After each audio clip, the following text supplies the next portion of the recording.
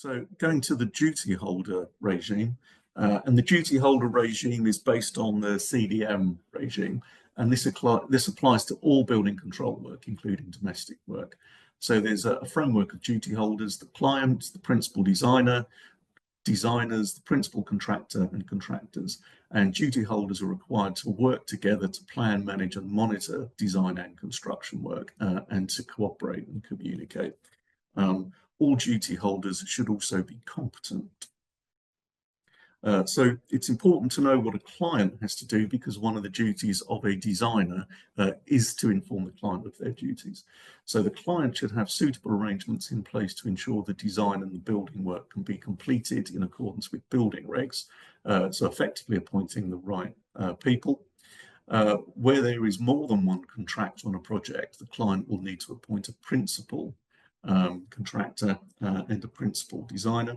And the client needs to ensure that the principal designer and the principal contractor have the right skills and knowledge. So in terms of designers, a designer is anyone that carries out design work or instructs someone under their control to carry out design work. So that could be a contractor if they instruct, they design work. And there are certain duties on designers. So not to start design work unless they're satisfied that the client is aware of their duties. They also have to ensure that if built, the building work to which the design relates would be in compliance with all relevant requirements. So there is sort of an additional duty to make sure that designs are buildable. They should also take all reasonable steps to provide information about the design, construction and maintenance of the building. And when carrying out only part of the design, to consider other design work which relates to their building work and report any concerns to the principal designer. They should also advise the principal designer on whether they believe they're working on a higher risk building. So that would apply to an existing building predominantly.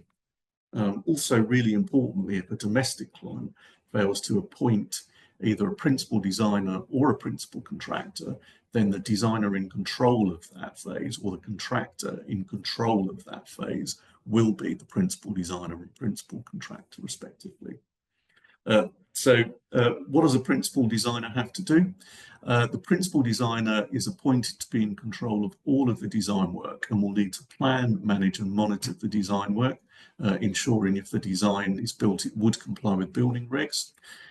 Ensure that they and other designers in the team cooperate and communicate and coordinate their work, to liaise with the principal contractor and share information, and where the client does not appoint a principal designer or contractor, say the lead designer will assume that role. So members need to be aware that on domestic projects where there is no architect, or possibly on industrial project, they may therefore end up being the principal designer by default.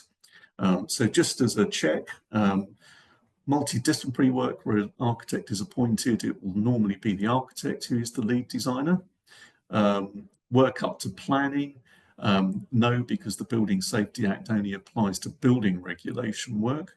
Multidisciplinary work where a builder is organising and instructing design work, that would need clarification. The builder could be taking on the principal designer role.